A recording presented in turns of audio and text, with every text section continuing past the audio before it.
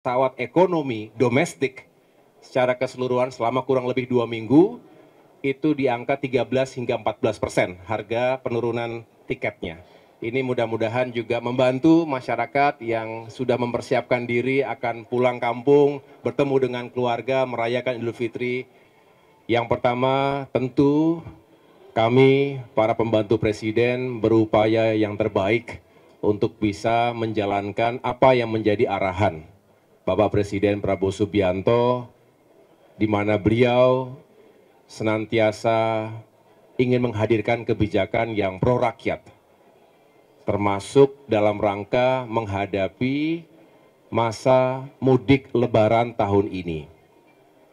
Beliau kemarin juga telah menyampaikan berbagai upaya, kebijakan, dan juga secara teknis mudah-mudahan bisa membantu masyarakat sehingga suasana di bulan suci ini semakin baik dan pada saatnya arus mudik juga arus balik itu bisa semakin aman, nyaman, dan menyenangkan. Dan juga yang lebih penting lagi adalah harga tiket yang lebih terjangkau bagi masyarakat. Izinkan saya selaku Menteri Koordinator Bidang Pembangunan, saya ulangi bidang infrastruktur dan pembangunan kewilayahan, di mana salah satu tugas utamanya adalah mengkoordinasikan sektor perhubungan, maka pada kali ini kami ingin menyampaikan beberapa hal terkait kebijakan menjelang mudik Lebaran. Yang pertama, kita mengetahui dan memprediksi akan ada lonjakan mobilitas, dan ini terjadi setiap Lebaran, dan lebih tinggi tentunya dibandingkan Nataru 2024 yang lalu. Oleh karena itu beberapa hal yang harus disiapkan, pertama terkait dengan infrastruktur. Infrastruktur jalan, baik jalan tol, jalan non-tol, dan berbagai fasilitas pendukung transportasi, baik darat, laut, udara maupun perkereta apian, ini juga harus kita pastikan. Menteri Perhubungan, Menteri PU setiap saat berupaya untuk menghadirkan fasilitas yang semakin baik, termasuk juga posko-posko keamanan, posko keselamatan, juga posko kesehatan yang juga harus dihadirkan di sejumlah titik. Ini juga kita khususkan di lokasi-lokasi yang berpotensi terjadi kecelakaan, rawan kecelakaan selama ini secara statistik, maupun juga potensi bencana. Yang kedua, kami juga ingin memastikan adanya optimasi layanan transportasi. Ini multimoda. Kita ingin menambah flight, kemudian juga kereta api, dan pelabuhan serta kapal-kapal kita juga dipersiapkan lebih baik lagi untuk menunjang mudik Lebaran.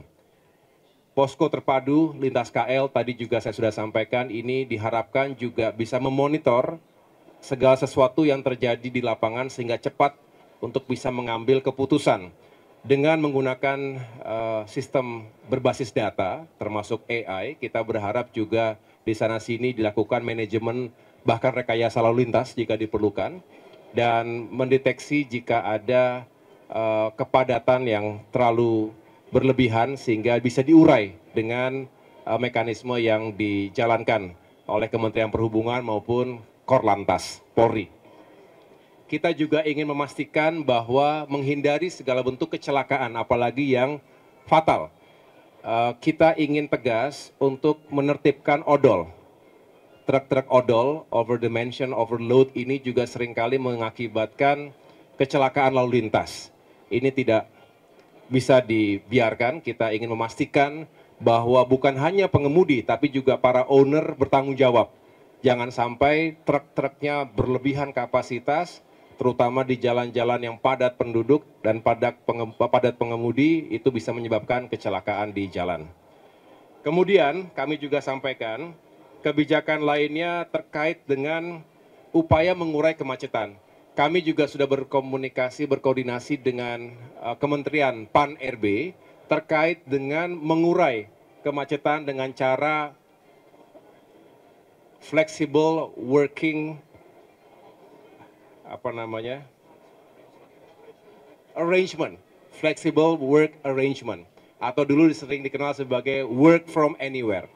Ini harapannya adalah kita bisa mendahulukan ataupun memulai distribusi mobilitas menjelang mudik Lebaran lebih dulu, H-7. Jadi pada tanggal 24 Maret diharapkan sudah bisa diberlakukan work from anywhere atau flexible work arrangement. Ini diharapkan untuk mengurangi puncak-puncak kepadatan lalu lintas di hari-hari atau di malam-malam menjelang Idul Fitri. Kita tahu Idul Fitri nanti juga berhimpitan dengan Hari Raya Nyepi untuk saudara-saudara kita umat Hindu khususnya yang ada di Bali. Nah, ini kita harus atur benar supaya tidak terjadi penumpukan yang terlalu parah. Oleh karena itu harapannya dengan juga disesuaikan dengan sekolah, ya libur-libur sekolah ini juga mudah-mudahan bisa menjadi solusi untuk mengurai kemacetan yang berlebihan. Kami juga ingin memastikan bahwa ada insentif, ya penurunan harga tiket. Nah, kali ini kami ingin menyampaikan kepada masyarakat bahwa dengan berbagai upaya yang dilakukan oleh Kementerian Perhubungan, Kementerian BUMN khususnya, termasuk juga semua yang terkait atau sebagai stakeholders di bidang industri penerbangan, kita berhasil secara umum menurunkan biaya atau ongkos ke bandar udaraan, lalu mengurangi harga aftur di 37 bandara. Kemudian fuel surcharge itu juga bisa dikurangi sehingga itu sendiri agregatnya bisa seperti penurunan harga tiket di masa Nataru. Tapi yang lebih membahagiakan, terima kasih kepada Ibu Menteri Keuangan, kali ini ada insentif tambahan dari pemerintah berupa PPN. Sebagian ditanggung pemerintah sebesar 6%. Ini yang akhirnya secara agregat mudah-mudahan pemerintah bisa menurunkan harga tiket pesawat ekonomi domestik secara keseluruhan selama kurang lebih 2 minggu itu di angka 13 hingga 14% harga penurunan tiketnya. Ini mudah-mudahan juga membantu masyarakat yang sudah mempersiapkan diri akan pulang kampung, bertemu dengan keluarga, merayakan Idul Fitri di kampung halaman masing-masing. Itu yang menurut saya bisa saya sampaikan.